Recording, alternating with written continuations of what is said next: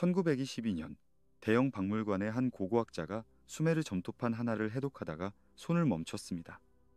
그의 얼굴이 창백해졌죠. 그가 읽고 있던 것은 인류 최초의 문명이라 불리는 수메르의 왕명록이었습니다. 그런데 거기엔 이렇게 적혀 있었죠.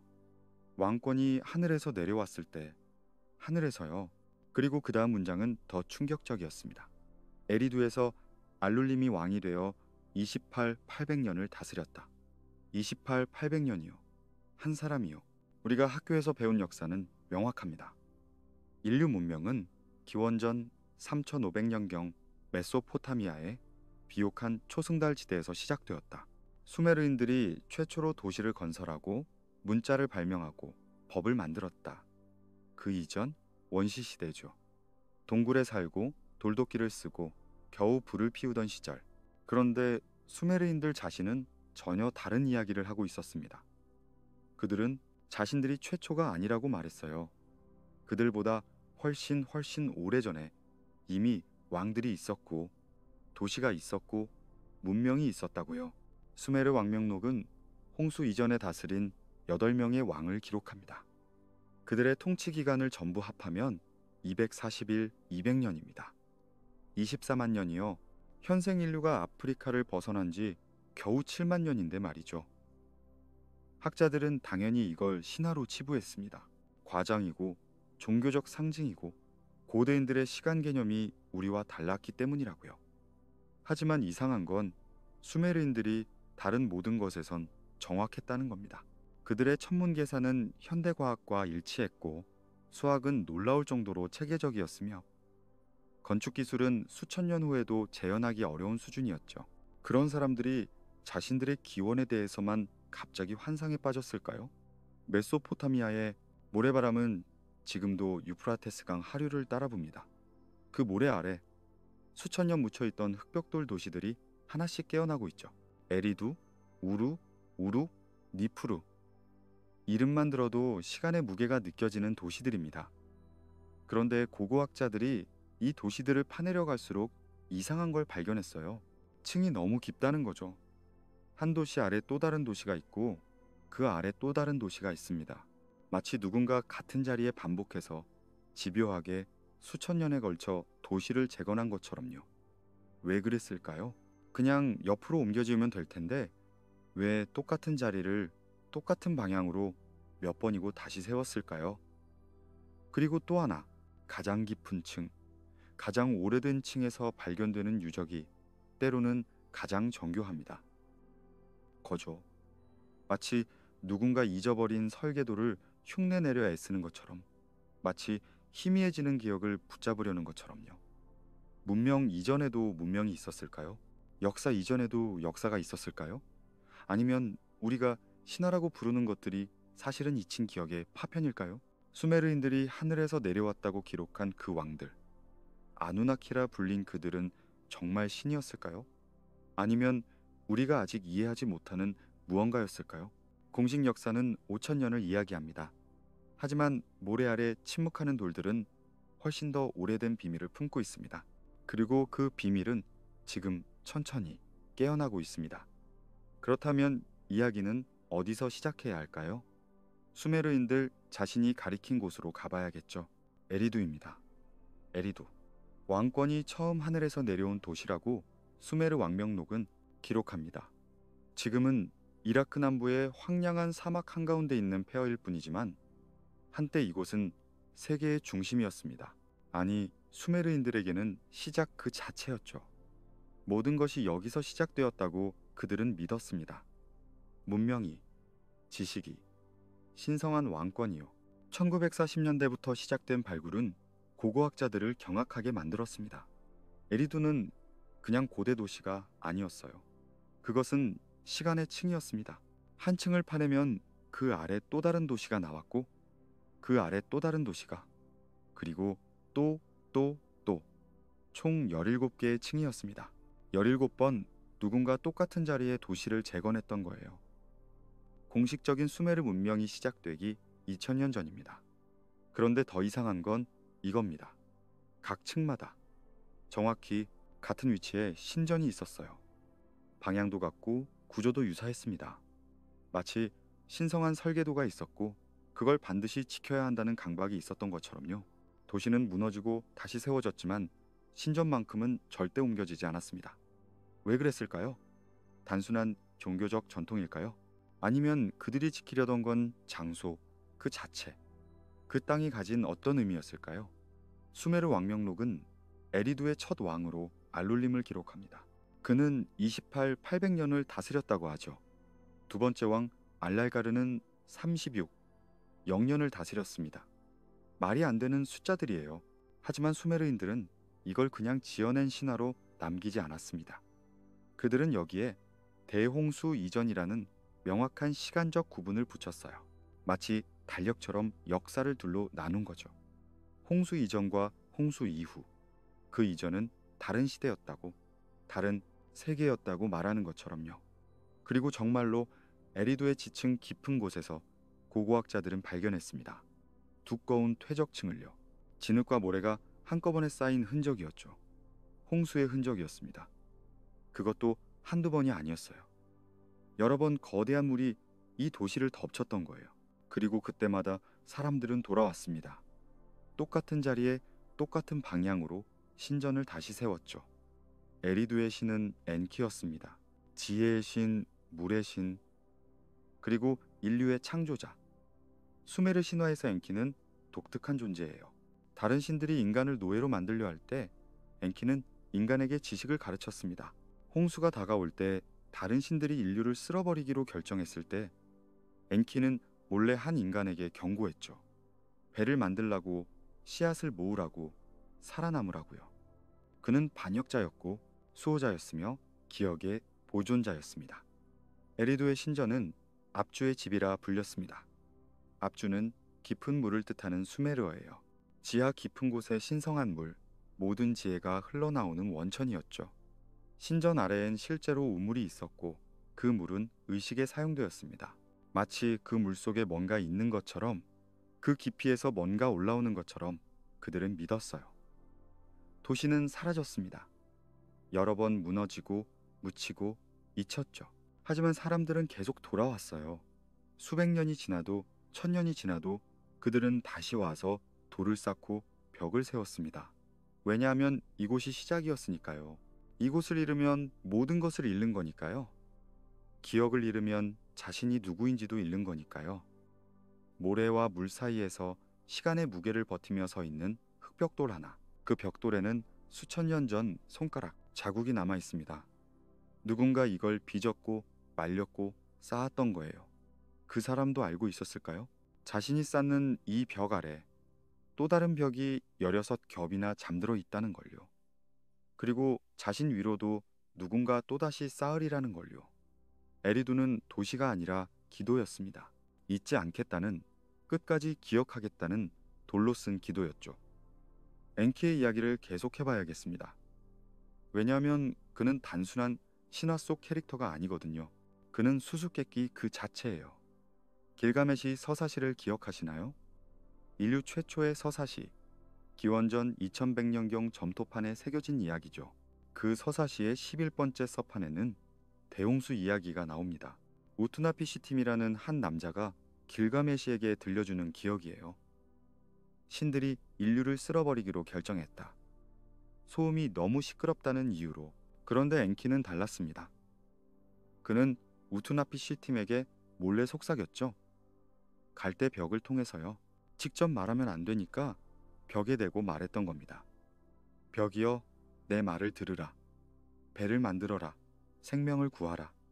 더 오래된 버전도 있습니다. 아트라하시스 서사시, 기원전 1700년경의 기록이죠. 여기서도 같은 이야기가 나와요.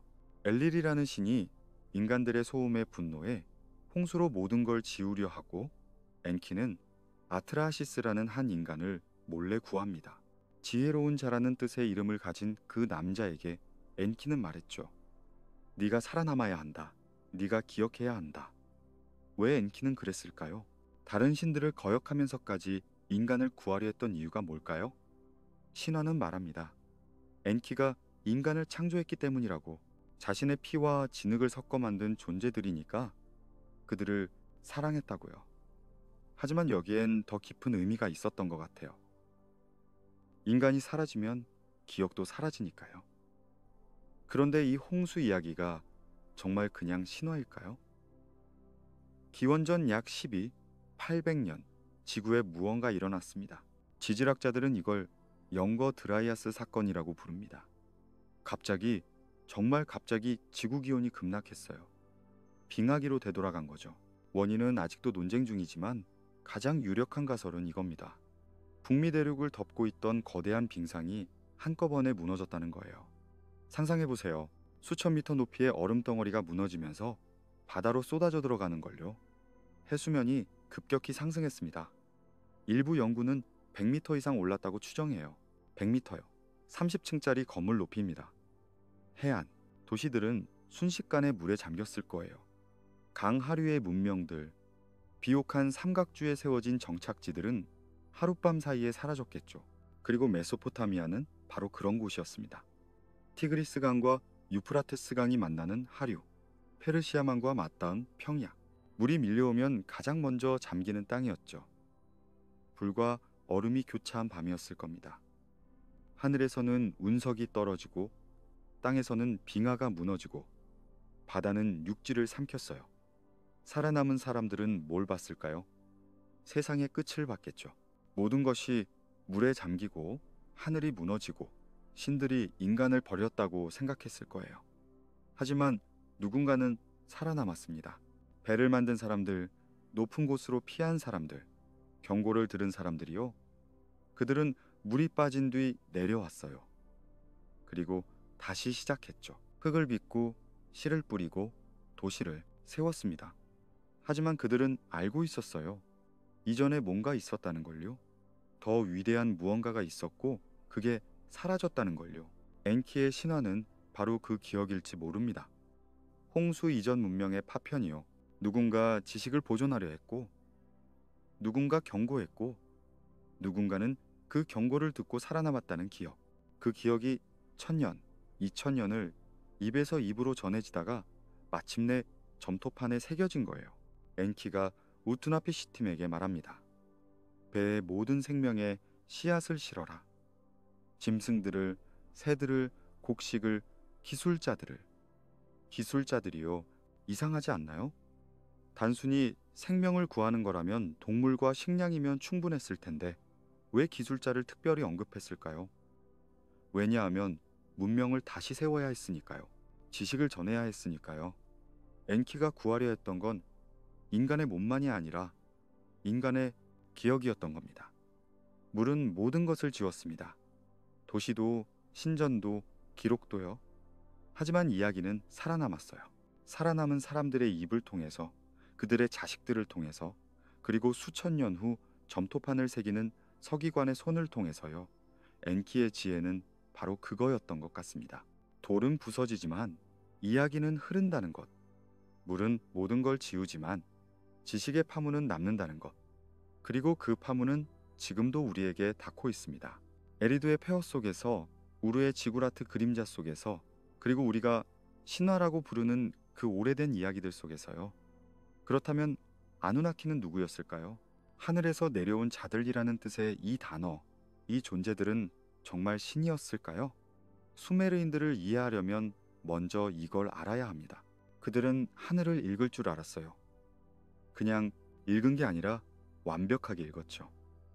그들의 천문학 지식은 정말 소름 끼칠 정도로 정확했습니다.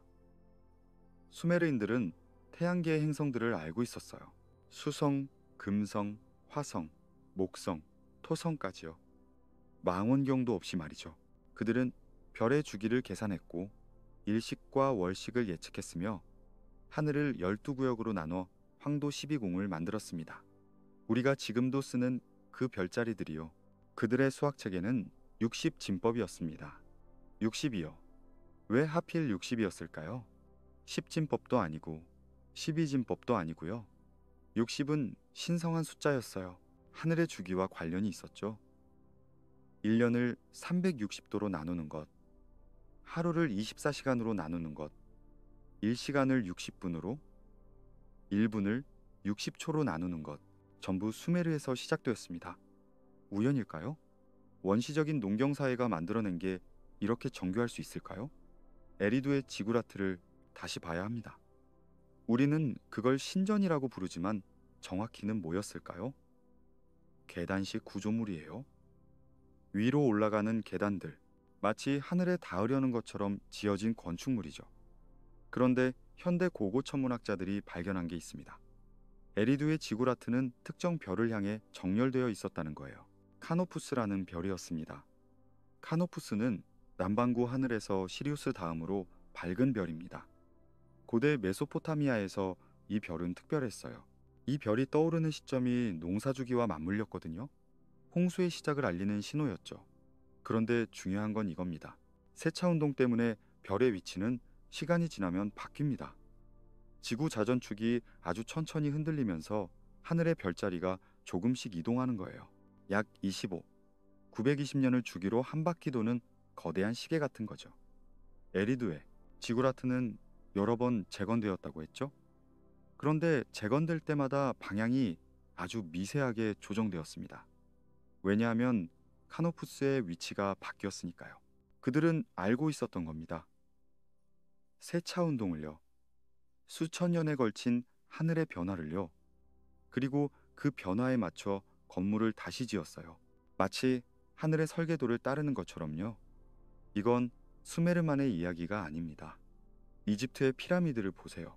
기자의 대피라미드는 오리온 벨트의 세 별과 정렬되어 있습니다. 우연이 아니에요. 정확히 계산된 거죠.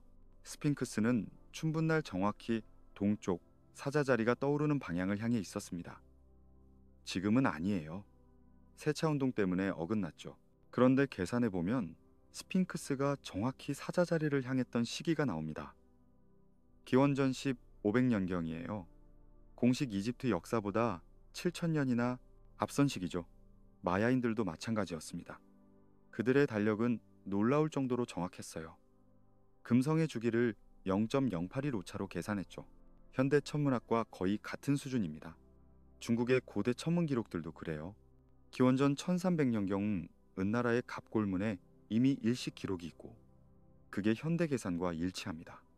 전 세계 고대 문명들이 하늘에 집착했어요. 왜 그랬을까요? 단순한 호기심이었을까요? 아니면 그들에게 하늘은 특별한 의미가 있었을까요? 수메르인들은 말했습니다. 아누나키는 하늘에서 왔다고요. 그 말을 문자 그대로 받아들일 필요는 없습니다. 하지만 이렇게 생각해 볼 수는 있어요. 아누나키가 하늘을 읽는 자들이었다면요? 천문학자들이었다면요? 하늘의 주기를 이해하고 시간을 계산하고 미래를 예측할 수 있었던 사람들이라면요? 고대 세계에서 그런 지식은 신과 같았을 겁니다. 다음, 홍수가 언제 올지 아는 사람, 가뭄이 언제 끝날지 예측하는 사람, 씨 뿌릴 시기를 정확히 알려주는 사람. 그는 신탁을 받은 자였을 거예요. 아니, 신 그 자체였겠죠. 별은 하늘의 글자였습니다. 그리고 그 글자를 읽을 수 있는 자들은 시간을 읽을 수 있었어요. 과거를 보고 미래를 내다보고 거대한 주기 속에서 인류의 위치를 가늠할 수 있었죠. 에리두의 지구라트 꼭대기에 서서 카노푸스가 떠오르는 걸 지켜보던 사제의 눈에는 뭐가 보였을까요?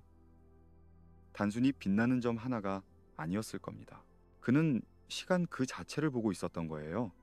수천 년의 주기, 문명의 흥망, 홍수의 귀환을요. 수메르 신화에는 니비루라는 행성이 나옵니다. 600년 주기로 돌아온다는 붉은 별이죠. 실제로 그런 행성이 있는지는 아무도 모릅니다. 하지만 중요한 건 이거예요. 그들은 주기의 개념을 알고 있었다는 겁니다. 모든 것이 돌고 돈다는 걸, 끝은 다시 시작이라는 걸, 시간은 직선이 아니라 원이라는 걸요. 별을 바라보는 인간은 늘 자신의 기원을 보고 있었습니다. 우리가 별먼지로 만들어졌다는 걸 현대 과학이 증명했지만 고대인들은 이미 느끼고 있었던 것 같아요. 하늘과 땅이 연결되어 있다는 걸, 우리가 하늘의 자식이라는 걸요.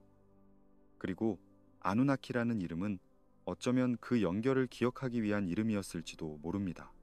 우리가 어디서 왔는지, 무엇을 잃어버렸는지, 그리고 언젠가 다시 찾아야 할 것이 무엇인지를 상기시키는 이름이요. 하늘을 읽는 것만으로는 부족했습니다. 읽은 것을 기억해야 했고 전해야 했으니까요. 그래서 그들은 기록하기 시작했습니다. 인류 최초의 문자는 수메르의 쐐기 문자라고 배웠죠. 기원전 3400년경에 발명되었다고요. 하지만 발명이라는 단어가 정말 맞는 걸까요? 문자가 어느 날 갑자기 튀어나온 걸까요? 아니면 그보다 오래된 무언가를 계승한 걸까요? 1961년 루마니아의 터르타리아라는 마을에서 고고학자들이 세 개의 점토판을 발견했습니다. 거기엔 기호들이 새겨져 있었어요. 나선, 삼각형, 직선, 그리고 동물 형상들. 연대를 측정했더니 기원전 5500년에서 5300년 사이였습니다. 수메르 문자보다 2000년이나 앞선 거예요. 학계는 발칵 뒤집혔죠. 이건 문자가 아니다, 단순한 장식이다라고 주장하는 사람들도 있었지만 문제는 이게 터르타리아만의 이야기가 아니라는 겁니다. 빈차 문화의 유물들, 발칸 반도 전역에서 발견된 기원전 6000년에서 4000년 사이의 유물들에도 비슷한 기호가 나타납니다. 그리고 더 놀라운 건 이 기호들이 나중에 수메르 문자, 이집트 상형 문자, 심지어 중국 갑골문에서도 유사한 형태로 등장한다는 거예요. 나선형, 동심원, 삼각형, 눈 모양, 뱀의 형상. 이 상징들은 마치 공통 언어처럼 고대 세계 곳곳에 퍼져 있었습니다. 왜 나선이었을까요? 왜 눈이었고 왜 뱀이었을까요? 이건 단순한 그림이 아니었어요. 각 기호는 개념을 담고 있었습니다. 나선은 시간의 순환을, 눈은 지각과 삶을, 뱀은 지혜와 재생을, 삼각형은 산이나 하늘을 상징했죠. 언어 이전의 언어였던 겁니다. 말로 설명할 수 없는 것을 형태로 담아낸 거예요. 수메르어에 미라는 단어가 있습니다. 이 단어는 번역하기가 거의 불가능해요. 보통 문명의 본질 정도로 해석하지만 더 깊은 의미가 있었던 것 같습니다. 미는 신들이 인간에게 준 선물이었어요. 기술이자 지식이자 문화였죠. 도시를 건설하는 법, 법을 만드는 법, 글을 쓰는 법, 하늘을 읽는 법, 이 모든 게 미였습니다. 그리고 미는 신성한 거였어요. 아무나 가질 수 없었고 함부로 다룰 수도 없었죠. 이난나와 엔키라는 수메르 신화가 있습니다. 여신 이난나가 엔키를 찾아가 술을 마시게 한 뒤 엔키가 취했을 때 미를 훔쳐 달아나는 이야기예요. 미는 물리적인 물건처럼 묘사됩니다. 가져갈 수 있는 뭔가였어요. 지식이 형태를 가지고 있었던 거죠. 돌에 새겨진 기호로, 점토판에 찍힌 쐐기 문자로, 혹은 더 오래된 상징 체계로요. 문자가 발명이 아니라 기억의 회복이었다면요. 홍수 이전에 이미 기호 체계가 있었고 그게 물에 잠기면서 사라졌다가 천천히 조각조각 되살아난 거라면요. 터르타리아의 점토판은 그 파편 중 하나일지 모릅니다. 누군가 희미하게 기억하고 있던 옛 기호들을 완전히는 이해하지 못한 채 따라 그린 거죠. 그리고 수백 년, 수천 년에 걸쳐 그 기호들은 체계화되고 구조화되고 마침내 문자가 된 겁니다. 글쓰기는 본질적으로 잊지 않기 위한 행위예요. 인간의 기억은 약하니까요. 한 세대가 지나면 이야기가 변하고 두 세대가 지나면 진실과 신화가 뒤섞입니다. 그래서 기록하는 거예요. 돌에, 점토에, 파피루스에. 이건 사실이었다. 이건 일어났다. 잊지 마라. 라고 새기는 거죠. 수메르의 서기관들은 신성한 존재였습니다. 그들은 단순히 글을 쓰는 사람이 아니었어요. 그들은 기억의 수호자였죠. 니사바라는 여신이 그들을 지켰습니다. 곡식의 여신이자 문자의 여신이었어요. 그들은 흥미롭지 않나요? 곡식과 문자를 같은 신이 관장한다는 게요. 왜냐하면 둘 다 생명을 지속시키는 것이니까요. 곡식은 몸을, 문자는 정신을 먹여 살리는 거죠. 그 상징들은 사라지지 않았습니다. 형태를 바꿔가며 살아남았어요. 기독교의 물고기 기호, 이슬람의 초승달, 불교의 만자, 이집트의 앙크, 연금술의 뱀과 날개, 전부 수천 년 전 점토판에 처음 새겨졌던 기호들의 후손입니다. 심지어 현대의 로고들, 기업 심볼들도 그래요. 무의식적으로 우리는 여전히 같은 형태에 끌립니다. 원, 삼각형, 나선, 눈. 인간의 마음속 깊은 곳에 그 기호들이 새겨져 있는 것처럼요. 언어는 시간의 그릇입니다. 과거를 담아 미래로 나르는 배예요. 그리고 수메르의 점토판들, 그 작고 무거운 진흙 조각들은 지금도 그 여행을 계속하고 있습니다. 4천년 전 어느 서기관의 손가락 자국이 아직도 선명하게 남아있는 점토판을 보면 이상한 기분이 들어요. 시간이 멈춘 것 같죠. 그 사람이 무슨 생각을 하며 이 글자를 새겼을까요? 누군가 이걸 읽을까? 1000년 후에도, 2000년 후에도 그는 알았을까요? 자신의 글자가 정말로 영원을 건너리라는 걸요? 언어는 신의 목소리를 담은 흙이었습니다. 그리고 그 흙은 여전히 말하고 있습니다. 박물관 유리 너머에서, 고고학자의 책상 위에서, 그리고 우리가 지금 이 순간 나누고 있는 이 단어들 속에서요. 하지만 기호와 문자만으로는 충분하지 않았던 모양입니다. 아누나키의 전설에는 더 깊은, 더 어두운 이야기가 숨어 있으니까요. 피에 관한 이야기요. 아트라시스 서사시의 창조 장면을 읽어봐야 합니다. 정말 소름 끼치는 대목이에요. 신들이 회의를 합니다. 인간을 만들기로 결정하죠. 하지만 어떻게 만들까요? 엔키가 말합니다. 신 하나를 죽여라. 그의 피와 진흙을 섞어라. 그리고 정말로 그렇게 합니다. 웨일라라는 신이 희생됩니다. 그의 피가 진흙과 섞이고 거기서 인간이 빚어지죠. 신화는 덧붙입니다. 그의 살과 그의 피로부터 닌투 여신이 진흙을 섞었다. 그래서 인간은 신의 본질을 갖게 되었다. 신의 피로 만들어진 인간, 이게 뭘 의미할까요? 단순한 창조 신화일까요? 아니면 뭔가 다른 걸 상징하는 걸까요? 수메르 왕명록을 다시 봅시다. 홍수 이후의 왕들은 훨씬 짧은 시간을 다스렸습니다. 하지만 여전히 비정상적으로 길어요. 수백 년씩이죠. 그리고 왕명록은 강조합니다. 왕권은 하늘에서 내려왔다고요. 왕들은 보통 인간이 아니었습니다. 그들은 신의 혈통을 이어받았다고 주장했어요. 실제로 수메르 왕들의 칭호를 보면 NEN이라는 접두어가 붙습니다. 이건 주인 또는 신을 뜻하는 단어예요. 왕은 인간인 동시에 신이었던 겁니다. 이건 수메르만의 이야기가 아닙니다. 이집트의 파라오를 보세요. 그들은 신의 아들 호루스의 화신이었습니다. 태양신라의 직계 후손이라고 주장했죠. 왕의 피는 보통 사람의 피와 달랐어요. 금빛으로 흐른다고 믿었습니다. 그래서 근친혼을 했던 거예요. 신성한 혈통을 희석시키지 않기 위해서요. 구약 성경의 창세기 6장에는 이상한 구절이 나옵니다. 네피림이 땅에 있었다. 신의 아들들이 인간의 딸들과 결합하여 자식을 낳았다. 네피림 떨어진 자들 혹은 거인들이라는 뜻입니다. 신과 인간의 혼혈이었죠. 이 구절은 나중에 삭제되거나 재해석되었지만 초기 유대교 문헌들은 이걸 문자 그대로 받아들였어요. 신적 존재들이 인간과 섞였고 그 결과가 비범한 존재들이었다고요. 그리스 신화는 더 노골적입니다. 반신반인이 넘쳐나죠. 헤라클레스, 페르세우스, 아킬레우스, 전부 신의 피를 물려받은 영웅들입니다. 그들은 보통 인간보다 강하고 빠르고 오래 살았어요. 신의 혈통이 그들에게 힘을 줬던 거죠. 이제 고고학적 증거를 봅시다. 전 세계 고대 유적에서 발견되는 이상한 두개골들이 있습니다. 인위적으로 변형된 두개골들이에요. 페루의 파라카스 문화, 이집트의 아케나톤 시대, 중앙아시아의 스키타이족, 심지어 중국의 고대 무덤에서도요. 아기였을 때부터 머리에 판자를 대고 묶어서 두개골을 길쭉하게 만든 겁니다. 왜 그랬을까요? 엄청나게 고통스러운 과정이었을 텐데요. 그들은 신을 닮고 싶었던 겁니다. 혹은 신처럼 보이고 싶었거나요. 어떤 전설들은 말합니다. 신들은 머리가 길쭉했다고요. 하늘에서 온 존재들은 다른 형태를 가졌다고요.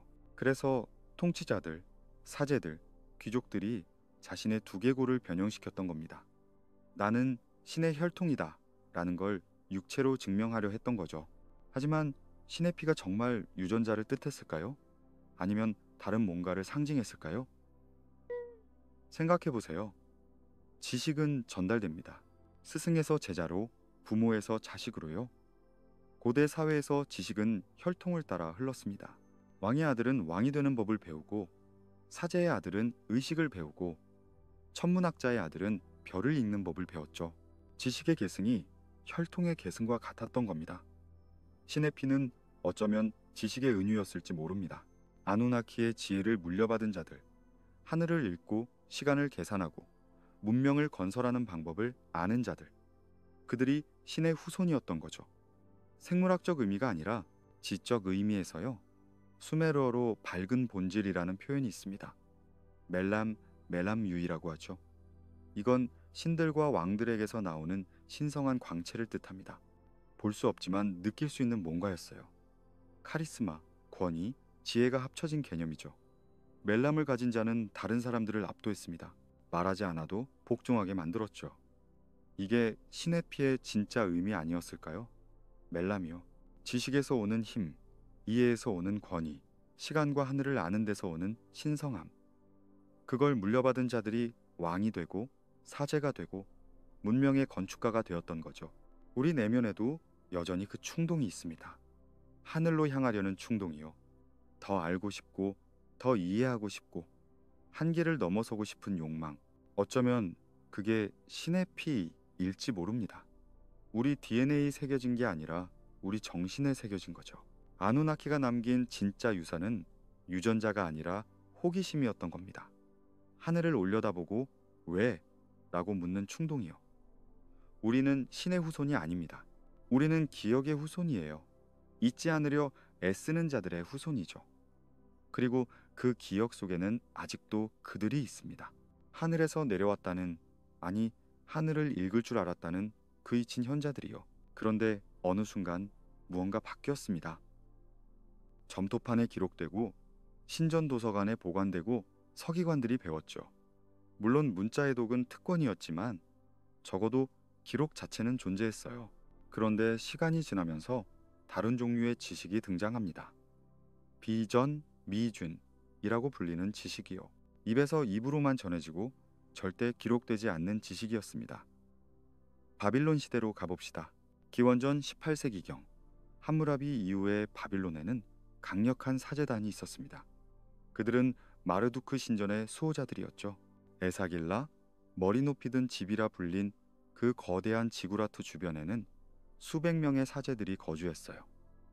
그들의 삶은 엄격하게 규율되어 있었습니다. 새벽 4시에 일어나 정화의식을 행하고 특정 음식만 먹고 특정 옷만 입었죠. 하지만 가장 중요한 규율은 침묵이었습니다. 이 사제들이 가진 지식은 일반인은 물론이고 심지어 왕조차 완전히 알 수 없었습니다. 천문 계산, 달력 제작, 미래 예측, 이런 지식들은 사제단 내부에서만 전승되었어요. 입문의식을 거친 자만이, 그것도 수십 년의 수련 끝에야 핵심 비밀에 접근할 수 있었습니다. 왜 그랬을까요? 지식이 권력이 된 순간부터였던 것 같습니다. 상상해 보세요. 당신이 일식을 정확히 예측할 수 있다면요. 기원전 2000년의 세계에서 태양이 사라지는 걸 미리 안다는 건 엄청난 일이었어요. 왕 앞에 나가서 말하는 겁니다. 3일 후 정오, 태양이 어두워질 것입니다. 그리고 정말로 그렇게 된다면 당신은 신탁을 받은 자가 되는 거죠. 아니, 신 그 자체처럼 보일 거예요. 홍수를 미리 아는 사람도 마찬가지였습니다. 메소포타미아의 홍수는 예측 가능했어요. 북쪽 산에 눈이 많이 내리면 봄에 티그리스와 유프라테스 강이 범람했죠. 하지만 정확한 시기와 강도를 계산하려면 복잡한 관찰과 기록이 필요했습니다. 그런 지식을 독점하면 권력도 독점할 수 있었습니다. 누구를 구하고 누구를 버릴지 결정할 수 있었죠. 그래서 사제들은 말하기 시작했어요. 이건 신성한 비밀이다. 함부로 말해선 안 된다고요. 처음에는 정말로 신성함 때문이었을 겁니다. 하지만 시간이 지나면서 그건 권력 유지의 도구가 되었죠. 비밀을 아는 자와 모르는 자, 이 구분이 사회 계급을 만들었습니다. 아르카나, 알카나, 라틴어로 숨겨진 것들이라는 뜻입니다. 그리스의 미리, 미이, 종교들을 보세요. 엘레우시스의 신비의식은 고대 그리스에서 가장 중요한 종교 행사였어요. 아테네에서 엘레우시스까지 행렬이 이어졌고 수천 명이 참여했죠. 하지만 정작 핵심 의식은 비밀이었습니다. 텔레스테리온이라는 홀 안에서 무슨 일이 벌어졌는지, 입문자들이 무엇을 봤는지 아무도 말하지 않았어요. 플라톤도, 소크라테스도, 키케로도 엘레우시스 입문자였습니다. 그들은 이렇게만 썼죠. 거기서 본 것은 말로 표현할 수 없다. 하지만 그것은 삶을 바꾸었다. 2000년 동안 의식이 행해졌지만 비밀은 지켜졌습니다. 누설하면 죽음이었으니까요. 실제로 기원전 5세기에 알키비아데스라는 아테네 장군이 의식을 모독했다는 혐의로 사형 선고를 받았어요. 왜 그렇게까지 숨겼을까요? 정말로 신성해서였을까요? 아니면 권력을 유지하기 위해서였을까요? 현대학자들은 추측합니다. 엘레우시스에서 사용된 키케온이라는 음료에 맥각이 들어있었을 거라고요. 맥각에는 LSD와 유사한 환각 성분이 있습니다. 어쩌면 입문자들은 집단 환각 체험을 했던 거죠. 어둠 속에서 음악과 향 속에서 뇌의 화학작용이 바뀌면서 그들은 여신 데메테르를 직접 봤을 거예요. 하지만 그게 전부일까요? 단순히 약물 체험이었을까요? 아니면 그 경험 속에 진짜로 뭔가 있었을까요? 우리는 알 수 없습니다. 비밀이 너무 잘 지켜졌으니까요. 오르페우스교도 비슷했습니다. 그들은 환생을 믿었고 영혼의 정화를 추구했으며 엄격한 시기 규정을 따랐죠. 하지만 그들의 핵심 교리는 오르페우스의 말이라 불리며 비밀에 붙여졌습니다. 금판에 새겨진 짧은 주문들만 무덤에서 발견되었어요. 나는 땅의 아들이자 별이 빛나는 하늘의 아들이다. 목마르다. 기억의 샘을 내게 다오. 이게 무슨 뜻일까요? 완전한 맥락 없이는 알 수 없습니다. 어쩌면 둘 다였을지 모릅니다. 어떤 지식은 정말로 위험했을 수도 있어요. 잘못 사용하면 재앙을 불러올 수 있는 지식이요. 생각해 보세요. 고대인들이 발견한 게 뭐였을까요? 별의 주기만이 아니었을 겁니다. 인간의 마음을 다루는 법, 집단을 조종하는 법, 약초의 환각 효과, 소리와 빛을 이용한 의식의 변성 상태. 이런 지식들은 치유에도 쓸 수 있지만 지배에도 쓸 수 있었죠. 고대 이집트의 사제들은 헤카라는 개념을 가지고 있었습니다. 보통 마법으로 번역되지만 더 정확히는 작동시키는 힘이에요. 말의 힘, 의식의 힘, 상징의 힘이죠. 그들은 믿었어요.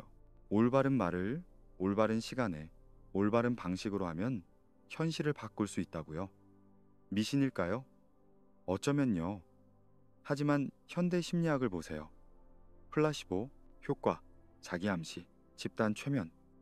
우리는 지금 알고 있습니다. 마음이 몸에 영향을 미친다는 걸요. 믿음이 실제 생리적 변화를 일으킨다는 걸요. 고대 사제들은 어쩌면 이걸 경험적으로 알고 있었던 게 아닐까요? 그리고 그 지식을 마법이라고 불렀던 거죠. 그래서 사제들은 침묵의 계약을 맺었던 것 같습니다. 말해선 안 되는 진리가 생긴 거예요. 그리고 그 진리는 상징으로만 전해졌습니다.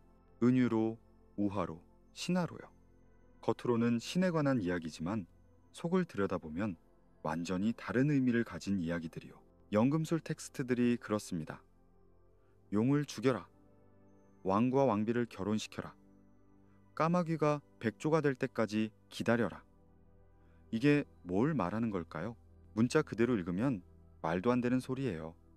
하지만 상징적으로 읽으면 화학 반응을 설명하는 거일 수도 있고 심리적 변환 과정을 묘사하는 거일 수도 있죠. 왜 명확하게 쓰지 않았을까요? 왜 암호처럼 만들었을까요? 보호하기 위해서였던 것 같아요. 준비되지 않은 자가 읽으면 이해하지 못하도록요. 진지하게 공부하는 자만 의미를 파악할 수 있도록 말이죠. 기원전 612년 아시리아의 수도 니네베가 불탔습니다. 메디아와 바빌론 연합군이 도시를 포위했고 3개월간의 전투 끝에 성벽이 무너졌어요. 도시는 약탈당하고 불태워지고 완전히 파괴되었죠. 그 도시에는 아슈르바니팔 왕의 도서관이 있었어요. 고대 세계 최대의 도서관 중 하나였죠. 아슈르바니팔은 특이한 왕이었습니다. 전사이기도 했지만 학자이기도 했어요. 그는 말했죠. 나는 서기술을 배웠다. 나는 숨겨진 비밀을 읽을 수 있다. 왕이 직접 점토판을 읽을 줄 알았다는 게 당시로선 드문 일이었어요. 그는 제국 전역에 명령을 내렸습니다. 모든 오래된 서책을 찾아 필사하라.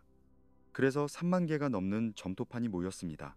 수메르의 고문서들, 아카드어 문헌들, 의학서, 천문서, 점술서, 주문서, 신화, 역사, 법률 모든 지식이 거기 있었어요. 그리고 특별한 점토판들도 있었습니다. 홍수 이전 시대의 서책이라고 표시된 것들이요. 아슈르바니팔 자신도 이 점토판들이 정확히 언제 만들어졌는지 몰랐던 것 같아요.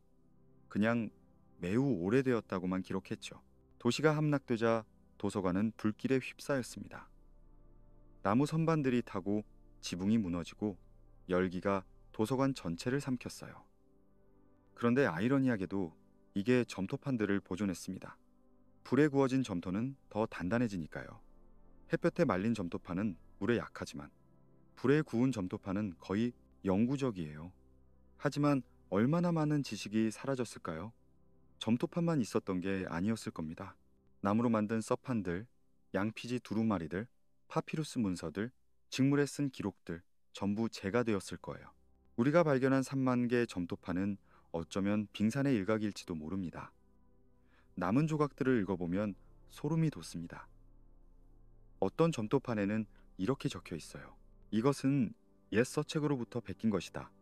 그 서책은 홍수 이전 것이었다. 나는 그것을 읽고 검토하고 여기에 다시 새긴다. 서기관의 메모가 남아있는 거죠. 그는 자신이 필사하고 있던 원본이 얼마나 오래된 건지 알고 있었습니다. 홍수 이전의 기록이요? 그게 정말로 가능할까요? 기원전 2600년경의 홍수를 말하는 걸까요? 아니면 더 오래된 대격변을 뜻하는 걸까요? 우리는 모릅니다. 하지만 한 가지는 확실해요. 그들은 자신들보다 훨씬 오래된 기록을 보고 있었다는 겁니다. 그들은 자신들도 복사하고 있었던 겁니다. 더 오래된 원본에서요. 그리고 그 원본은 어디서 왔을까요? 또 그 이전의 어떤 기록에서였겠죠. 마치 끝없는 메아리처럼 과거로 거슬러 올라가는 지식의 사슬이었던 겁니다. 어디까지 올라갈 수 있을까요? 수메르까지, 그 이전까지? 우리는 알 수 없습니다. 사슬의 시작점은 안개 속에 가려져 있으니까요. 이집트의 헤르메티시즘, 그리스의 헤르메스, 트리스메기스토스 전통을 봅시다. 3번 위대한 헤르메스라는 뜻이에요. 이 전통은 주장합니다. 모든 지혜의 원천은 이집트의 토트 신에게서 왔다고요. 그리고 토트는 누구였나요? 지식의 신, 문자의 신, 마법의 신, 시간을 측정하는 자. 수메르의 엔키와 놀랍도록 비슷하죠? 헤르메스 문헌 중 에메랄드 타블렛이라는 텍스트가 있습니다. 겨우 몇 줄밖에 안 되는 짧은 글이에요. 하지만 그 안에 연금술의 핵심이 담겨 있다고 하죠. 위에 있는 것은 아래에 있는 것과 같고 아래에 있는 것은 위에 있는 것과 같다. 이게 무슨 뜻일까요? 천문학과 지상의 연결을 말하는 걸까요? 하늘의 패턴이 땅에서 반복된다는 뜻일까요? 아니면 더 추상적인 의미일까요? 정신과 물질이 같은 법칙을 따른다는 뜻일까요? 해석은 무궁무진합니다. 그래서 이 문장은 2000년 넘게 연구되고 명상되고 논쟁되어 왔어요. 헤르메스 문헌들은 연금술의 기초가 되었습니다. 연금술이라고 하면 금을 만드는 사입이 과학으로 생각하기 쉽지만 진짜 연금술은 그게 아니었어요. 금을 만든다는 건 은유였습니다. 영혼의 변환, 의식의 고양, 물질에서 정신으로의 상승. 연금술의 진짜 목표는 인간을 완성시키는 거였죠. 납을 금으로 바꾸듯 무지를 지혜로 바꾸는 거였어요. 납은 무겁고 어둡고 둔합니다. 금은 빛나고 변하지 않고 영원하죠. 납 같은 인간을 금 같은 인간으로 만드는 것. 그게 위대한 작업, 매그눔 오프스였습니다. 그리고 그 과정은 단계별로 나뉘어 있었어요. 흑화, 니그루도, 백화, 알베도, 황화, 시츄리니타스, 적화, 루베도. 각 단계마다 색깔이 있고 상징이 있고 의미가 있었죠. 흑화는 분해와 죽음이었습니다. 까마귀, 해골, 썩는 것들의 상징이었죠. 백화는 정화와 승화였어요. 백조, 달, 은의 상징이었습니다. 적화는 완성과 통합이었어요. 불사조, 태양, 금의 상징이었죠. 이건 화학 과정을 설명하는 것처럼 보입니다. 하지만 동시에 심리적 과정이기도 했어요. 자아의 분해, 그림자와의 대면, 재통합, 칼융이 나중에 개성화 과정이라고 부른 것과 거의 같았죠. 이 지식들은 중세까지 이어졌습니다. 프리메이슨, 장미십자회, 카발라 전부 고대의 지혜를 계승한다고 주장했죠. 그들은 정말 뭔가를 알고 있었을까요? 아니면 이미 잊힌 지식의 흔적만 쥐고 있었을까요? 아마도 후자였을 겁니다. 시간이 지나면서 진짜 의미는 사라지고 의식과 상징만 남았던 것 같아요. 마치 악보는 있는데 그 악보를 읽을 줄 아는 사람이 없는 것처럼요. 형태는 보존되었지만 그 형태가 담고 있던 내용은 이미 증발해버린 거죠. 프리메이슨의 의식을 보세요. 컴퍼스와 직각자, 체커보드 바닥, 동쪽을 향한 재단. 이 모든 게 고대 건축가들의 도구와 방법을 상징합니다. 하지만 현대 프리메이슨들은 이집트나 솔로몬 신전 건축의 실제 기술을 알고 있을까요?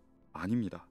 그들은 상징만 이어받았을 뿐 실제 지식은 사라졌어요. 하지만 상징의 힘은 남았습니다. 형태는 의미를 잃어도 무의식 속에서 여전히 작동하니까요. 컴퍼스는 하늘을 상징하고 직각자는 땅을 상징하죠. 둘을 합치면 하늘과 땅의 통합이에요. 그 의미를 의식적으로 모르더라도 상징을 보는 순간 뭔가 느껴지는 거죠. 진리는 불에 타지 않습니다. 하지만 불꽃 아래 숨죠. 그리고 어둠 속에서 천천히, 아주 천천히 잊혀갑니다. 지식은 계속 불탔고 그때마다 조금씩 더 희미해졌습니다. 알렉산드리아 도서관을 이야기하지 않을 수 없네요. 기원전 3세기에 프톨레마이오스 왕조가 세운 이 도서관은 당시 세계 최대였습니다. 40만 권 이상의 두루마리가 있었다고 하죠. 그리스어 번역된 모든 책이 거기 있었어요. 바빌론의 천문학, 이집트의 의학, 페르시아의 역사, 인도의 철학, 세계의 지식이 한 곳에 모였던 거예요. 그리고 그것이 불탔습니다. 정확히 언제, 어떻게 불탔는지는 논쟁거리예요. 카이사르의 로마군 때문이었다는 설도 있고, 기독교 폭도들 때문이었다는 설도 있고, 이슬람 정복자들 때문이었다는 설도 있습니다. 어쩌면 여러 번 불탔을 수도 있어요. 조금씩 천천히 수백 년에 걸쳐서요. 한 역사가는 썼습니다. 알렉산드리아 도서관이 불탔을 때 인류는 1000년을 잃었다. 과장일까요? 어쩌면 아닐지도 몰라요. 거기 있던 책들 중 얼마나 많은 게 유일본이었을까요? 그리스어로만 번역되어 있던 바빌론 텍스트들, 이집트어 원본이 사라진 파피루스 사본들, 그것들이 전부 재가 되었죠. 지식은 파편으로 살아남았습니다. 여기저기 흩어진 조각들로요. 비잔티움에 보존된 사본, 아랍어로 번역된 텍스트, 수도원 필사실에 감춰진 양피지, 이 조각들이 나중에 르네상스를 촉발했어요. 15세기 유럽 학자들이 이 고대 텍스트를 재발견하면서 잊혀진 지식이 다시 깨어난 거죠. 하지만 이렇게 생각해 볼 수도 있어요. 지식을 숨긴 건 어쩌면 보호하기 위해서였다고요. 세상이 받아들일 준비가 안 되어 있으면 진리는 무기가 되니까요. 칼날 없는 칼보다 더 위험한 게 때에 이른 계시죠. 핵분열의 원리를 기원전 2000년에 발견했다면 어땠을까요? 진화론을 중세에 발표했다면 어쩌면 인류는 그 지식을 감당할 수 없었을 거예요. 인류가 언젠가 다시 이해할 수 있을 때까지, 그때까지만이라도 조각들을 지키기 위해서요? 어쩌면 그들은 알고 있었던 건지도 모릅니다. 주기가 돌아온다는 걸요. 문명이 무너지고 암흑기가 오고 그리고 다시 부활한다는 걸요. 그래서 가장 중요한 지식은 여러 층으로 감췄던 거죠. 상징 속에, 신화 속에, 돌 속에요. 우리는 지금 그 조각들을 모으고 있습니다. 고고학자들이, 언어학자들이, 천문학자들이 수천 년 동안 흩어졌던 퍼즐 조각들을 하나씩 맞춰가고 있죠. 아직 완성된 그림은 보이지 않습니다. 하지만 윤곽은 드러나기 시작했어요. 그리고 그 윤곽은 우리가 생각했던 것보다 훨씬 더 오래되고 훨씬 더 복잡한 이야기를 속삭이고 있습니다. 지식만 숨겨진 게 아니었습니다. 건축물도 비밀을 품고 있었어요. 아니, 건축물 자체가 암호화된 지식이었던 것 같습니다. 지구라트를 다시 봅시다. 우리는 이걸 단순히 신전이라고 생각하죠. 신을 숭배하기 위해 높이 쌓은 건축물이라고요. 하지만 정말 그게 전부였을까요? 왜 계단식이어야 했을까요? 왜 정확히 7층이었을까요? 왜 꼭대기는 평평했을까요? 우르의 지구라트를 예로 들어봅시다. 기원전 21세기에 지어진 이 구조물은 밑변이 64m, x 46m, 높이가 30m였습니다. 거대한 규모죠. 하지만 놀라운 건 크기가 아니라 비율입니다.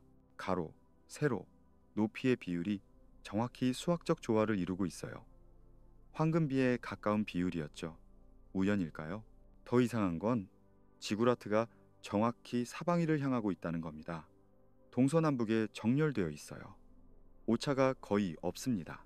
나침반도 없던 시대에 어떻게 이렇게 정확할 수 있었을까요? 별을 봤겠죠.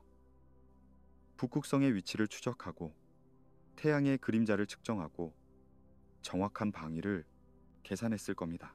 하지만 왜 그렇게까지 정확해야 했을까요? 단순히 신을 향한 건물이라면 대충 동쪽을 향해도 충분했을 텐데요. 이집트로 건너가 봅시다. 기자의 대피라미드입니다.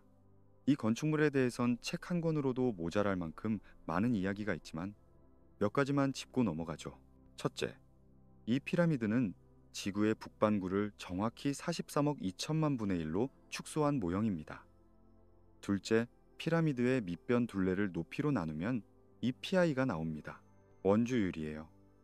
셋째, 내부 통로의 각도는 26도인데 이게 정확히 당시 북극성이었던 용자리 알파별을 향하고 있었습니다. 우연의 연속일까요? 아니면 설계자들이 이 모든 걸 의도했을까요? 더 놀라운 건 전 세계 고대 건축물들이 비슷한 패턴을 보인다는 겁니다. 캄보디아의 앙코르와트, 중국의 자금성, 멕시코의 테오티후아칸, 페루의 마추픽추 전부 천체와 정렬되어 있고 전부 특정 비율을 따르고 전부 복잡한 기하학적 설계를 담고 있습니다. 이 문명들은 서로 접촉한 적이 없었어요. 지리적으로 수천 킬로미터 떨어져 있었고 시대도 달랐죠. 그런데 왜 같은 원리를 사용했을까요? 한 가지 가능성은 이겁니다. 그들이 같은 교본을 보고 있었다는 거예요. 물론 실제 책이 아니라 하늘이라는 교본이요. 밤하늘은 어디서나 같으니까요. 별의 움직임, 태양의 경로, 달의 주기. 이건 보편적인 지식이었습니다. 그리고 어쩌면 이 지식을 건축으로 표현하는 법도 공통적으로 전승되었던 게 아닐까요? 생각해 보세요. 문자는 사라질 수 있습니다. 점토판은 깨지고 양피지는 타고 기억은 왜곡되죠. 하지만 돌은 남습니다. 거대한 돌 구조물은 수천 년을 버팁니다. 그래서 어쩌면 고대의 현자들은 가장 중요한 지식을 돌에 새겼던 게 아닐까요? 문자가 아니라 구조로, 숫자로, 비율로요.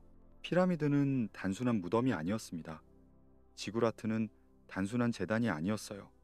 그것들은 3차원 교과서였던 겁니다. 기하학의, 천문학의, 수학의 교과서요.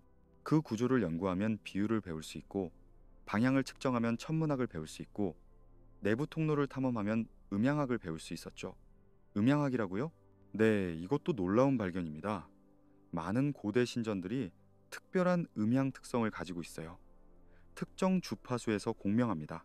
예를 들어 몰타의 하이포지움이라는 지하 신전은 110헤르츠에서 완벽하게 공명해요. 이 주파수는 인간 뇌의 특정 부위를 자극한다는 연구 결과가 있습니다. 전두엽의 활동을 억제하고 측두엽을 활성화시켜서 일종의 명상 상태나 변성 의식 상태를 유도한다는 거죠.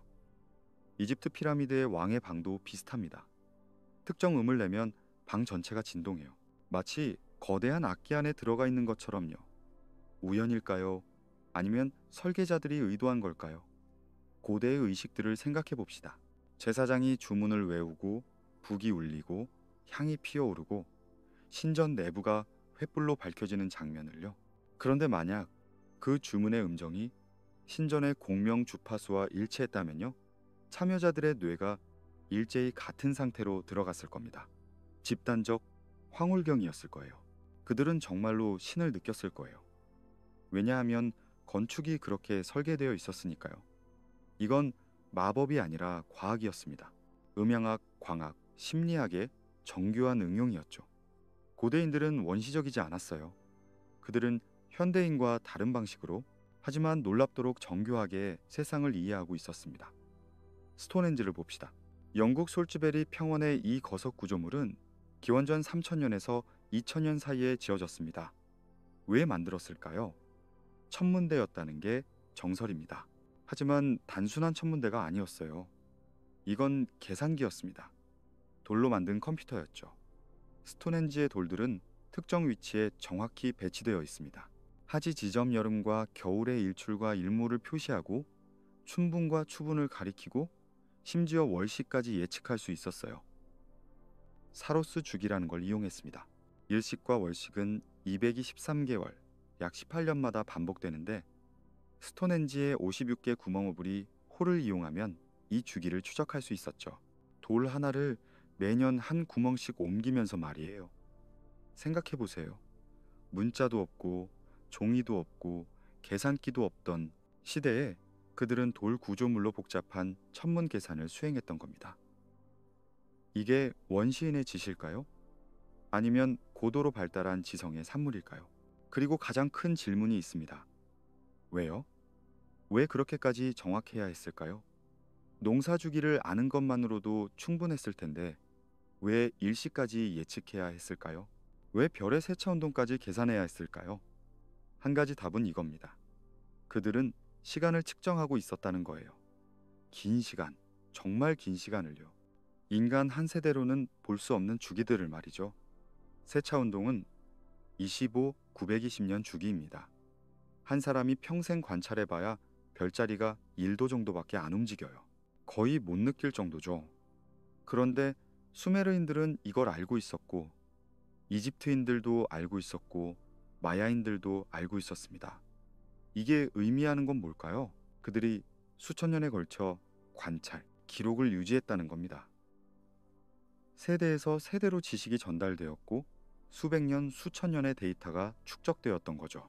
그리고 그 데이터를 보존하기 위해 돌에 새겼던 겁니다. 가장 영구적인 매체에다가요. 70이라는 숫자가 자주 등장합니다. 고대 신화에서, 건축에서, 종교 의식에서요. 72는 세차 운동의 핵심 숫자입니다. 별자리가 1도 이동하는데 72년이 걸리거든요. 360도 전체를 도는 데는 25, 920년 72, x 360이 걸리죠. 이집트 신화에는 72명의 공모자가 오시리스를 죽입니다. 북유럽 신화에서는 바랄라에 540개의 문이 있고 각 문에서 800명의 전사가 나오는데 곱하면 432, 0입니다. 이게 세차운동 주기의 1/60이에요. 힌두 신화의 칼리 유가도 432, 0년입니다. 우연의 일치일까요? 아니면 전 세계가 같은 지식 체계를 공유하고 있었던 걸까요? 건축물은 거짓말을 하지 않습니다. 돌은 정직해요. 피라미드의 각도, 지구라트의 층수, 스톤헨지의 배치, 이 모든 게 말하고 있습니다. 우리는 계산했다. 우리는 측정했다. 우리는 알고 있었다고요. 그리고 어쩌면 이게 진짜 목적이었을지도 모릅니다. 미래에 전하기 위해서요.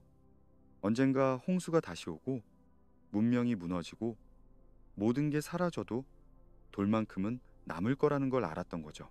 그래서 가장 중요한 메시지를 돌에 새긴 겁니다. 우리는 여기 있었다. 우리는 하늘을 이해했다. 우리는 시간을 측정했다. 그리고 너희도 할 수 있다. 그게 진짜 메시지였던 것 같아요. 경고가 아니라 초대였던 거죠. 유산이 아니라 도전장이었어요. 우리가 도달한 곳까지 너희도 와봐라. 그리고 더 나아가봐라. 신들의 집이 아니었습니다. 인간의 야망이었어요. 하늘을 향한 계단은 신을 위한 게 아니라 우리를 위한 거였죠. 올라가라고, 더 높이 올라가라고, 별에 닿을 때까지 올라가라고 말하는 구조물이었던 겁니다. 그리고 지금 우리는 올라가고 있습니다. 천천히.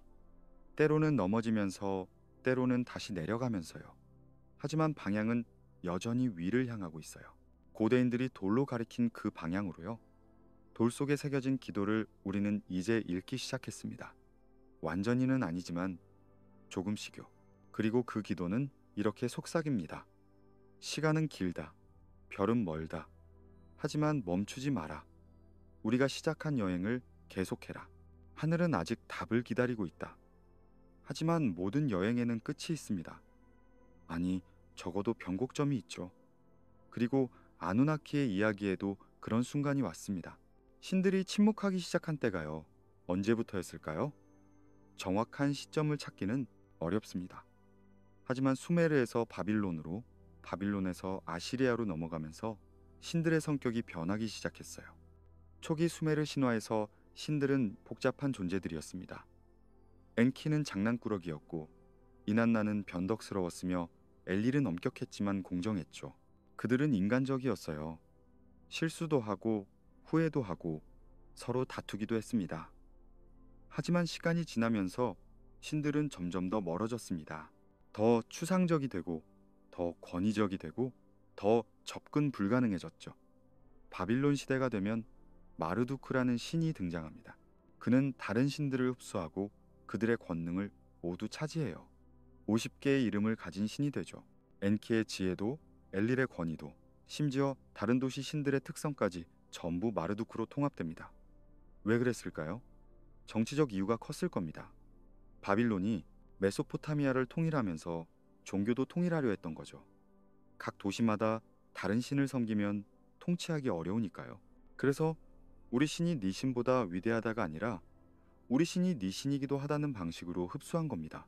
정치적으로는 영리한 전략이었지만 대가가 있었어요. 신들의 개성이 사라진 거죠. 엔키의 미소가 사라졌습니다. 그 장난기 넘치고 인간을 몰래 돕고 다른 신들을 교묘하게 속이던 그 캐릭터가 희석되었어요. 마르두크 안으로 흡수되면서 엔키는 그냥 지혜의 측면이 되어버렸죠. 이난나의 열정도 마찬가지였습니다. 그녀의 대담함, 욕망, 분노가 여성 원리라는 추상 개념으로 정리되어 버렸어요. 신들이 개성을 잃으면서 그들의 이야기도 변했습니다. 초기 신화들은 서사가 풍부했어요. 엔키와 닌후르사그의 딜문 이야기, 이난나의 지하 세계 강화, 길가메시의 모험. 이런 이야기들은 생생했고 구체적이었으며 감정이 넘쳤죠. 하지만 후기로 갈수록 신화는 찬양으로 바뀝니다. 위대하신 마르두크, 당신의 이름은 50가지이며 이런 식의 반복적인 찬송가가 되어버린 거예요. 이건 단순히 문학적 변화가 아니었습니다. 신과 인간의 관계가 바뀐 거였어요. 초기에는 신들이 인간 세계에 개입했습니다. 직접 나타나서 말을 걸고 도시를 방문하고 심지어 인간과 결혼하기도 했죠. 하지만 후기가 되면서 신들은 점점 하늘로 물러납니다. 더 이상 직접 나타나지 않고 사제를 통해서만 말하고 의식을 통해서만 접근 가능해진 거예요. 창세기 6장의 한 구절이 의미심장합니다. 그때 땅에는 네피림이 있었다. 그러나 그 후에는요 계속되지 않습니다. 마치 어떤 시대가 끝났다는 걸 암시하는 것처럼요. 신들과 인간이 직접 만나던 시대가 끝나고 새로운 시대가 시작된 거죠. 신들은 더 이상 땅에 오지 않는 시대요. 수메르 후기와 아카드 시대의 점토판들을 보면 한탄하는 텍스트들이 나타납니다. 신들이 우리를 버렸다. 하늘이 답하지 않는다. 엘릴의 눈이 우리에게서 돌아섰다. 이런 문구들이 반복적으로 등장해요. 마치 뭔가 단절된 것처럼 연결이 끊긴 것처럼 느꼈던 거죠. 기원전 1200년경 청동기 시대 말기에 거대한 붕괴가 일어났습니다. 동지 중의 문명들이 한꺼번에 무너졌어요. 히타이트, 제국, 미케네 그리스, 우가리트, 여러 메소포타미아 도시 국가들. 정확한 원인은 아직도 논쟁 중이지만 가뭄, 지진, 침략, 경제 붕괴가 복합적으로 작용했던 것 같습니다. 그리고 이 혼란 속에서 많은 것들이 사라졌어요. 도시들, 문서 보관소들, 사제단들, 그리고 그들이 간직하던 고대의 지식도요. 이 암흑기가 끝나고 문명이 다시 일어섰을 때 세상은 달라져 있었습니다. 철기 시대가 시작되었고 새로운 제국들이 등장했으며 종교도 변화했죠. 그리고 가장 중요한 변화는 일신교의 등장이었습니다. 유대교가 형성되기 시작한 시기가 바로 이때입니다. 기원전 1000년대 초반이죠. 그리고 유대교의 핵심 메시지는 명확했습니다. 하지만 흥미롭게도 초기 히브리 경전에는 흔적이 남아 있습니다. 복수의 신들이 존재했던 시대의 흔적이요. 창세기 1장 26절. 우리의 형상을 따라 우리의 모양대로 우리가 사람을 만들자. 우리라고 되어 있습니다. 단수가 아니라 복수예요. 신학자들은 이걸 위험의 복수라고 설명하지만 많은 학자들은 다르게 봅니다. 이건 원래 다신교 텍스트였던 흔적이라는 거죠. 나중에 일신교로 편집되었지만 이 부분은 그대로 남았던 거예요. 창세기 6장의 신의 아들들도 마찬가지입니다. 벤의 엘로힘, 엘로힘의 아들들 이라는 히브리어는 명백히 복수의 신적 존재들을 암시합니다. 초기 유대교는 일신교가 아니라 단일신교였을 가능성이 큽니다. 즉, 여러 신이 있다는 걸 인정하지만 우리는 한 신만 섬긴다는 거죠. 나중에 가서야 다른 신은 존재하지 않는다는 완전한 일신교로 발전한 겁니다. 그리스와 로마 시대가 되면서 고대 근동의 신들은 새로운 이름을 받습니다. 제우스, 포세이돈, 하데스. 하지만 그들의 이야기를 보면 수메르와 바빌론 신화의 메아리가 들립니다. 제우스가 타이탄들을 물리치는 이야기는 마르두크가 티아마트를 죽이는 이야기와 구조적으로 같아요. 포세이돈은 엔키의 물의 신 측면을 닮았고 아테나의 지혜는 닌시쿠의 지혜를 연상시키죠. 이름은 바뀌었지만 원형은 남았던 겁니다. 마치 같은 이야기가 다른 언어로 번역된 것처럼요. 그리고 시간이 더 지나면서 그리스 로마 신들도 점점 힘을 잃기 시작합니다. 철학자들이 등장하면서 신들은 비판받았어요. 신들이 정말 존재한다면 왜 그렇게 인간적일까? 왜 질투하고 싸우고 실수를 할까? 신들은 점점 은유가 되어 갔습니다. 자연 현상의 의인화, 인간 감정의 상징으로 변해갔죠. 기독교가 등장했을 때 그것은 고대 신들의 종말을 의미했습니다. 기독교는 타협하지 않았어요. 너희 신들은 존재하지 않는다. 아니, 그들은 악마다. 제우스는 악마가 되었고 아스타르테는 악마가 되었으며 바알도 악마가 되었죠. 수천 년간 숭배받던 신들이 하룻밤 사이에 적이 된 겁니다. 하지만 상징은 살아남았습니다. 교회 건축을 보세요. 첨탑은 지구라트의 메아리예요. 하늘을 향한 계단이죠. 성수반은 엔키의 앞줄을 닮았고 성체는 곡식 신타무주의 희생을 연상시킵니다. 부활절은 춘분과 겹치고 크리스마스는 동지와 일치하죠. 고대의 천문학적 축제들이 기독교 달력 안으로 흡수된 겁니다. 신들의 이름은 지워졌지만 그들의 기능은 남았어요. 수호천사는 개인 수호신의 기독교 버전이고 성인들은 각 도시와 직업의 수호자로 기능하며 천사의 계급 세라핌, 케루빔은 메소포타미아 신들의 계급 구조를 닮았습니다. 이슬람도 마찬가지였습니다. 일신교를 더욱 철저하게 추구했지만 진이라는 개념을 유지했어요. 인간과 신 사이의 존재들이죠. 그리고 이슬람 건축의 기하학, 천문학적 정렬, 신성한 비율은 모두 고대 메소포타미아의 전통을 계승한 겁니다. 마지막 서령 문자가 기록된 건 서기 75년경이었습니다. 바빌론 근처의 한 작은 신전에서였죠. 그 점토판에는 이렇게 적혀 있었습니다. 신들은 더 이상 대답하지 않는다. 하늘은 침묵한다. 4천년간 사용되던 문자 체계가 그렇게 끝났습니다. 마지막 서기관이 마지막 점토판에 마지막 쐐기를 새기고 그걸 구운 뒤 도서관 한 구석에 놓고 떠났을 거예요. 다시는 돌아오지 않으면서요. 하지만 그들의 침묵이 소멸을 뜻하지는 않았습니다. 신들은 죽지 않았어요. 그들은 변신했죠. 이름을 바꾸고 형태를 바꾸고 의미를 바꾸면서 살아남았습니다. 엔키는 헤르메스가 되었고 헤르메스는 성 베드로가 되었고 베드로는 열쇠를 쥔 천국의 문지기가 되었죠. 이난나는 아프로디테가 되었고 아프로디테는 비너스가 되었고 비너스는 사랑의 여신에서 금성으로 행성의 이름으로 남았습니다. 상징들도 여행을 계속했어요. 날개 달린 원반 수메르의 샤마시 상징은 이집트로 가서 날개 달린 태양이 되었고 조로아스터교의 아후라 마즈다 상징이 되었고 나중에는 영지주의의 신성 상징이 되었습니다. 뱀과 막대기, 엔키와 닌기시지다의 상징은 그리스로 가서 아스클레피오스의 지팡이가 되었고 지금은 의학의 상징으로 전 세계 병원에 걸려 있죠. 생명의 나무, 수메르의 키시카누는 에덴 동산의 생명나무가 되었고 카발라의 세피로트가 되었고 북유럽의 이그드라실이 되었습니다. 같은 원형, 다른 이름이었죠. 그들의 침묵 속에서도 우리는 여전히 듣고 있습니다. 고고학자가 점토판을 해독할 때마다 천문학자가 고대 신전의 정렬을 발견할 때마다, 언어학자가 잊힌 단어의 의미를 복원할 때마다 아누나키는 다시 말을 걸고 있습니다. 수천 년의 침묵을 깨고 모래와 돌 사이에서 그들은 여전히 속삭이고 있어요. 우리는 여기 있었다. 우리는 하늘을 보았다. 우리는 시간을 세웠다. 그리고 너희도 그럴 수 있다. 신들은 떠났지만 그들의 유산은 남았습니다. 60초, 360도, 7일주, 12달. 전부 수메르에서 왔어요. 우리가 시간을 재는 방식, 각도를 측정하는 방식, 하늘을 나누는 방식, 전부 그들의 선물입니다.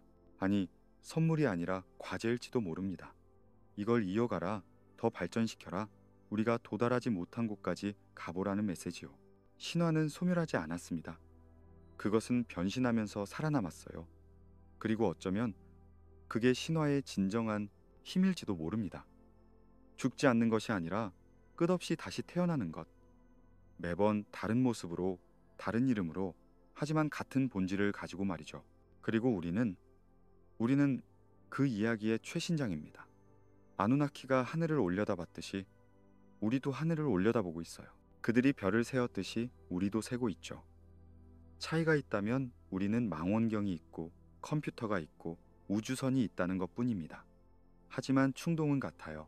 알고 싶다는, 이해하고 싶다는, 한계를 넘고 싶다는 그 오래된 충동이죠. 그들의 침묵은 끝이 아니었습니다. 그건 우리에게 넘어온 차례였던 거예요. 이제 말할 순서가 우리에게 왔다는 뜻이었죠. 그리고 우리는 말하고 있습니다. 탐사선을 보내고 논문을 쓰고 발굴을 하면서요. 그들의 이야기를 계속 쓰고 있는 겁니다. 그렇다면 우리는 어디로 가고 있는 걸까요? 이 모든 이야기, 이 모든 돌과 점토판과 별들이 가리키는 곳은 어디일까요? 답은 아이러니하게도 시작으로 돌아가는 것 같습니다. 원, 주기, 영원한 회귀. 수메르인들이 이해했던 시간의 본질 말이죠. 현대 과학이 발견한 것들을 봅시다. 2007년 그린란드 빙하코어 분석 결과가 발표되었습니다. 기원전 12,800년경 지구 기온이 급격히 떨어졌다는 증거가 명확하게 나타났어요. 영거 드라이아스 사건이죠. 그리고 놀랍게도 이 사건은 주기적으로 반복되어 왔다는 증거도 발견되었습니다. 약 12, 0년에서 13, 0년 주기로요. 지질학자들은 말합니다. 우리는 지금 간빙기에 살고 있다고요. 빙하기와 빙하기 사이에 따뜻한 시기라는 거죠. 그리고 이 간빙기도 언젠가는 끝날 겁니다. 다시 빙하가 내려올 거예요. 혹은 반대로 급격한 온난화가 올 수도 있죠. 어느 쪽이든 극단적인 변화가 올 겁니다. 수메르인들은 이걸 알고 있었을까요? 직접적으로는 아니었을 겁니다. 하지만 그들은 기억하고 있었어요. 대홍수를, 세상이 물에 잠겼던 때를, 하늘이 무너졌던 밤을요. 그리고 그 기억을 주기로 이해했던 것 같습니다. 이건 일어났다. 그리고 다시 일어날 것이다. 니비루 신화를 다시 봅시다. 600년 주기로 돌아오는 행성이라는 이야기죠. 천문학적으로 이런 궤도는 매우 불안정합니다. 실제로 존재하기 어려워요. 하지만 상징적으로 보면 어떨까요? 3600은 60의 제곱입니다. 60 진법 체계의 완전수죠. 그리고 여러 개의 600년 주기가 모이면 약 12, 0년에서 13, 0년이 됩니다. 영거 드라이아스의 주기와 비슷하죠. 어쩌면 니비루는 실제 행성이 아니라 주기 그 자체를 상징했을지도 모릅니다. 파괴와 재생의 시간이라는 개념을요, 별이 아니라 시간의 화살표였던 거죠. 보라, 주기는 돌고 있다. 준비하라는 경고였을 수도 있습니다. 2024년 현재 우리는 이상한 시대에 살고 있습니다. 기후 변화는 가속화되고 빙하는 녹고 해수면은 상승하고 있죠. 산불, 홍수, 가뭄이 점점 더 빈번해지고 있습니다. 과학자들은 경고합니다. 티핑 포인트가 다가오고 있다고요. 돌이킬 수 없는 지점이라는 거죠. 그런데 이 패턴 어디서 본 것 같지 않나요? 물과 불, 얼음과 열, 수메르 신화에서 반복되던 그 파괴와 재생의 이야기 말이죠. 우리는 지금 그 주기의 어느 지점에 서 있는 걸까요? 하지만 중요한 차이가 있습니다. 이번에는 우리가 알고 있다는 거예요. 우리는 데이터를 가지고 있고 모델을 가지고 있고 이해를 가지고 있습니다. 고대인들은 홍수가 왜 오는지 몰랐어요. 그들은 그저 신들의 분노라고 생각했죠. 하지만 우리는 압니다. 빙상 붕괴의 메커니즘을, 온실가스의 효과를, 해류 순환의 변화를요. 그리고 이게 아누나키의 진짜 유산일지도 모릅니다. 지식 그 자체가 아니라 지식을 추구하는 방법이요. 관찰하고 기록하고 패턴을 찾고 미래를 예측하는 그 방법 말이죠. 그들이 별을 세웠듯이 우리는 데이터를 세고 있습니다. 그들이 점토판에 기록했듯이 우리는 하드 드라이브에 기록하고 있죠. 매체는 바뀌었지만 충동은 같습니다. 문명은 기억의 주기입니다. 탄생, 성장, 절정, 쇠퇴, 소멸, 그리고 다시 탄생. 수메르는 무너졌고 바빌론도 무너졌고 로마도 무너졌습니다. 하지만 매번 뭔가 남았어요. 돌에 새겨진 지식, 이야기 속에 담긴 경고, 폐허 속에 묻힌 실마리들이요. 그리고 다음 문명이 그걸 주워 올렸습니다. 르네상스가 그리스를 재발견했듯이 우리는 수메르를 재발견하고 있어요. 잃어버렸던 지식을 복원하고 잊혀진 이름을 부르고 침묵했던 목소리를 다시 듣고 있습니다. 2015년 시리아 내전 중에 팔미라의 고대 유적들이 파괴되었습니다. 하지만 동시에 뭔가 일어났어요. 디지털 고고학자들이 나섰습니다. 파괴 전에 촬영된 사진들, 위성 이미지들, 레이저 스캔 데이터를 모았죠. 그리고 3D 모델로 재구성했습니다. 물리적으로는 파괴되었지만 디지털로는 보존된 거예요. 이게 새로운 형태의 기억 보존입니다. 점토판이 돌보다 오래 가듯이 디지털 데이터는 점토판보다 오래 갈 수 있습니다. 물론 위험도 있어요. 서버가 꺼지면, 전기가 끊기면, 파일 포맷이 구식이 되면 데이터는 사라지죠. 하지만 우리는 배우고 있습니다. 여러 곳에 백업하고 여러 형식으로 저장하고 클라우드에 분산시키면서요. 어쩌면 우리도 엔키가 되고 있는 걸지도 모릅니다. 다가올 홍수를 내다보고 지식을 보존하려 애쓰고 씨앗을 모으는 거죠. 실제로 노르웨이 스발바르에는 세계 종자 저장고가 있습니다. 전 세계 식물 종자 100만 개 이상이 영구동토층 깊숙이 보관되어 있어요. 만약 재앙이 온다면 거기서 다시 시작할 수 있도록요. 그리고 보이저 골든 레코드가 있습니다. 1917년 발사된 보이저 1호와 2호에 실린 금박 레코드죠. 거기에는 지구의 소리, 이미지, 음악이 담겨 있습니다. 55개 언어로 된 인사말도 있어요. 수메르어는 없지만 아카드어는 있습니다. 우리 도시로부터 모든 이에게 평화가 있기를. 이 레코드는 지금 태양계를 벗어나고 있습니다. 성간 공간으로 향하고 있죠. 언젠가 수백만 년 후에 누군가 이걸 발견할지도 모릅니다. 그리고 재생할 거예요. 그때 그들은 듣게 될 겁니다. 이미 사라졌을 수도 있는 문명의 목소리를요. 마치 우리가 지금 수메르의 점토판을 읽는 것처럼요. 4,000년 전에 죽은 서기관의 목소리를 듣는 것처럼 말이죠. 우리는 미래의 메시지를 보내고 있는 겁니다. 우리는 여기 있었다. 우리는 아름다운 것을 만들었다. 우리는 알고 싶어 했다. 그리고 이게 바로 인간의 본질인 것 같습니다. 기억하려는 존재, 전달하려는 존재, 다음 세대를 위해 뭔가 남기려는 존재요.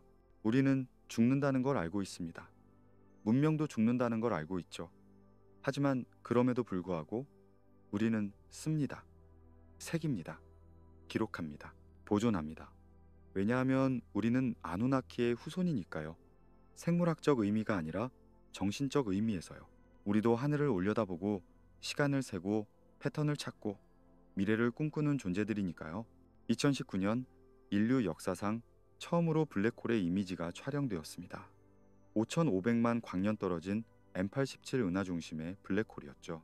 그 이미지를 보는 순간 전 세계가 경탄했습니다. 하지만 생각해 보세요. 이게 뭔가요? 이건 보이지 않는 것을 보려는 시도예요. 직접 관측할 수 없는 것을 간접적으로 증명하려는 노력이죠. 수메르인들이 신들을 상상했던 것처럼요. 보이지 않는 힘을 이해할 수 없는 패턴을 형태로 만들려 했던 것처럼 말이죠. 우리는 여전히 같은 일을 하고 있습니다. 더 정교한 도구로, 더 복잡한 수학으로, 하지만 본질적으로 같은 질문을 던지면서요. 저기에 뭐가 있을까? 우리는 어디서 왔을까? 어디로 가는 걸까? 그리고 아누나키의 이야기는 결국 이 질문들에 관한 거였던 것 같습니다. 그들이 실제로 하늘에서 왔는지는 중요하지 않을지도 몰라요. 중요한 건 그들이 하늘을 봤다는 거죠. 그리고 그 하늘 속에서 답을 찾으려 했다는 겁니다. 우리도 마찬가지입니다. 제임스 웹 우주망원경이 130억 광년 떨어진 은하를 촬영할 때 우리는 시간을 거슬러 올라가고 있는 겁니다. 우주 초기의 모습을 보고 있는 거죠. 마치 과거로 돌아가는 것처럼요. 그리고 어쩌면 그게 진짜 시간 여행일지도 모릅니다. 물리적으로 과거로 가는 게 아니라 과거를 현재로 불러오는 거예요. 고고학자가 점토판을 해독할 때, 천문학자가 고대 별빛을 분석할 때 우리는 과거와 대화하고 있는 겁니다. 그리고 과거는 대답합니다. 돌을 통해서, 별을 통해서, 이야기를 통해서요. 잠들기 전에 인간은 언제나 과거로 돌아갑니다. 기억을 떠올리고, 꿈을 꾸고, 잃어버린 것을 그리워하죠. 문명도 마찬가지인 것 같습니다. 위기가 올 때마다 우리는 과거를 돌아봅니다. 그들은 어떻게 했을까? 그들은 어떻게 살아남았을까? 답을 찾으려고 해요. 그리고 놀랍게도 답은 있습니다. 항상 거기 있었어요. 에리두의 모래 속에, 기자의 돌 속에, 스톤헨지의 침묵 속에 우리가 읽을 줄 몰랐을 뿐이죠. 하지만 이제 우리는 배우고 있습니다. 천천히 한 글자씩, 한 돌씩요. 별빛 아래 서 있는 인간을 상상해 봅시다. 5천년 전 수메르의 사제일 수도 있고 지금 현대 천문학자일 수도 있어요. 차이가 있을까요? 둘 다 같은 하늘을 보고 있습니다. 둘 다 같은 질문을 던지고 있죠. 둘 다 답을 찾고 싶어 해요. 시간이 그들을 갈라놓았지만 호기심이 그들을 연결합니다. 그리고 그 연결은 끊어지지 않았어요. 수천 년의 침묵과 망각에도 불구하고 그 실은 여전히 이어져 있습니다. 과거에서 현재로, 현재에서 미래로요. 아누나키는 어디로 갔을까요? 그들은 떠나지 않았습니다. 그들은 우리 안에 있어요. 밤하늘을 올려다볼 때마다, 왜라고 물을 때마다, 한계를 넘으려 할 때마다 그때 우리는 아누나키가 됩니다. 하늘을 향한 존재, 지식을 추구하는 존재, 기억을 지키는 존재가 되는 거죠. 역사는 잠들지 않습니다. 역사는 꿈을 꿉니다. 그리고 그 꿈 속에서 과거와 미래는 만납니다. 에리두의 지구라트와 화성기지가 악수를 나누고 수메르의 서기관과 AI 연구자가 대화를 나누고 엔키의 지혜와 양자 컴퓨터가 공명하죠. 우리는 그 꿈의 다음 장을 쓰는 자들입니다. 펜은 달라졌고 종이는 바뀌었지만 이야기는 계속됩니다. 그리고 그 이야기의 핵심은 변하지 않았어요. 인간이 인간이기를 멈추지 않는 한 우리는 계속 하늘을 볼 겁니다. 계속 묻고 계속 찾고 계속 기록할 거예요. 왜냐하면 그게 우리니까요. 호모 사피엔스, 지혜로운 인간이라는 이름을 가진 종이니까요. 그리고 지혜란 뭘까요? 그건 기억하는 능력입니다. 과거를 기억하고 현재를 이해하고 미래를 상상하는 능력이죠. 아누나키의 13 영년 비밀은 결국 이것이었던 것 같습니다. 비밀이 아니라 초대장이요. 너희도 할 수 있다. 하늘을 읽고 시간을 세고 별에 닿을 수 있다. 우리가 시작했으니 너희가 계속해라. 그리고 우리는 계속하고 있습니다. 지금 이 순간에도 전 세계 어딘가에서 누군가 하늘을 올려다보고 있을 겁니다. 누군가 점토판을 해독하고 있을 거고 누군가 고대 유적을 발굴하고 있을 거예요. 누군가 우주선을 설계하고 누군가 방정식을 풀고 누군가 시를 쓰고 있을 겁니다. 그들 모두가 아누나키의 일을 하고 있는 겁니다. 지식을 전하고 기억을 보존하고 미래를 준비하는 일이요. 그리고 그 일은 끝나지 않을 겁니다. 인류가 존재하는 한, 별이 빛나는 한 그 일은 계속될 거예요.